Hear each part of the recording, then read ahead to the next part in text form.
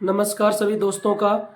इस वीडियो में बात करेंगे जो केंद्र सरकार ने हाल ही में 8वें पे कमीशन के ऊपर आयोग का गठन किया है, जिन्हें मंजूरी दे दी है, जो 2026 के अंदर लागू होगा। तो हम इस पूरे गणित को समझेंगे कि 8वां पे कमीशन जो है काम कैसे करेगा। बहुत सी वीडियो आपने देखी होंगी जिसमें बताया गया है कि जो सैलरी आज के दिन जो वर्तमान में चल रही है, जैसे मान लो किसी कर्मचारी की सैलरी जो 50,000 रुपये इस टाइम, तो बता रहे हैं कि सैलरी जो है दोगुनी हो जाएगी, मतलब लाख रुपए हो जाएगी। कोई बता रहा है कि 1.25 लाख रुपए हो जाएगी। ऐसा नहीं है, मतलब सैलरी ऐसे नहीं बढ़ेगी भाई जिसकी 50,000 सैलरी है वो दुगनी हो गई या 2.5 गुना हो गई। इस पूरे गणित को समझते हैं। तो हम बात करते हैं 2016 से पहले की बातें कुछ, क्योंकि 2016 के अंदर 7वां पे कमीशन आया था और 2026 में 8वां पे कमीशन आ सकता है। ठीक है, आने के चांसेस है। जैसे बताया गया है 2016 से पहले जो बेसिक था वो यहाँ पे मान के चलते हैं, मतलब 7,000 रुपये। 2016 से पहले बेसिक क्या था? 7,000 रुपये। लेकिन जब 2016 के अंदर 7वां पे कमीशन लगा, ठीक है, तब बेसिक कैसे चेंज हुआ, तो इस गणित को समझते हैं।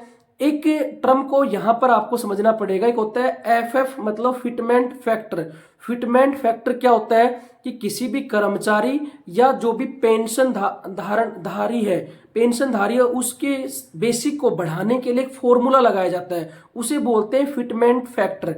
तो 2016 में जब 7वां पे कमीशन आया था तो वहां पर फिटमेंट फैक्टर रखा गया था 2.57, मतलब 7,000 रुपए 2016 से पहले जो बेसिक थी, अगर मैं 7,000 रुपए को 2.57 से मल्टीप्लाई कर दूं तो यहां पर अप्रोक्स लगभग 18,000 रुपए बनेंगे।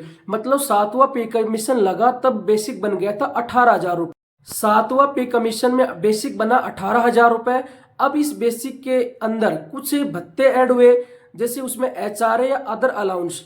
तो 18,000 में मान के चलो एचआरए जो है 20% में यहाँ पे मान लेता हूँ, क्योंकि हर सिटी का एचआरए अलग अलग होता है। तो 18,000 का 20% यहाँ पे मैंने निकाला तो निकल के 3,600 रुपए। और कुछ अदर अलाउंस भी यहाँ पे ऐड कर लेते हैं, 2,000 रुपए ऐड कर लेते हैं। मतलब सैलरी बन गई 2016 में जब 7th पे कमीशन आया 18,000 प्लस 3,600 रुपए प्लस जो है 2,000 रुपए, तो ये लमसम बनते हैं 23,600 रुपए। तो यहां पर सैलरी बनी 23,600 रुपए। अब कई जो है मेरे भाई सोच रहे होंगे कि यहाँ पे डीए को ऐड नहीं किया।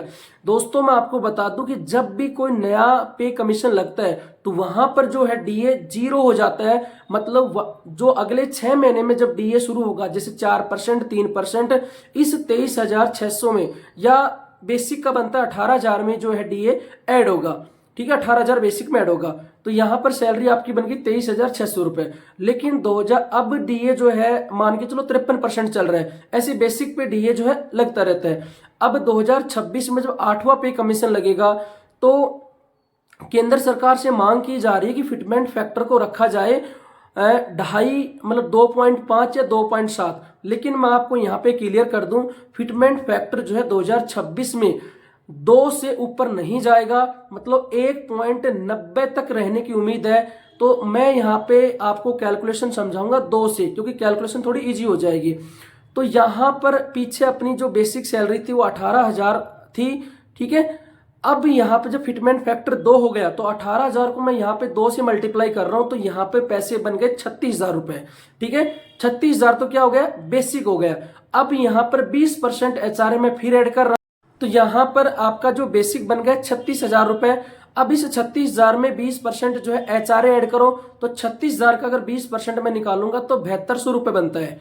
ठीक है, उसके बाद मैं अदर अलाउंस भी यहाँ पे ऐड कर रहा हूं 2,000 रुपए, मतलब 36,000 रुपए प्लस जो है 7200 रुपए प्लस 2,000 रुपए।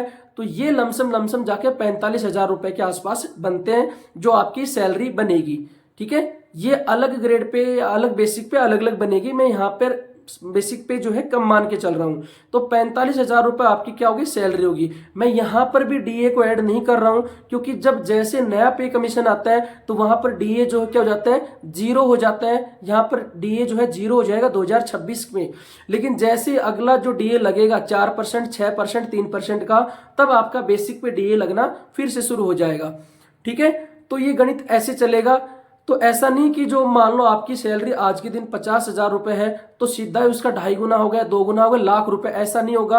अब आप जो भी आपकी बेसिक है उस पे फिटमेंट फैक्टर लगा के आप अपनी सैलरी निकाल सकते हो। तो आपको ये वीडियो में मैं इजी तरीके से समझाया। अगर आपको वीडियो अच्छी लगी हो तो इस चैनल को जरूर सब्सक्राइब करें, लाइक करें।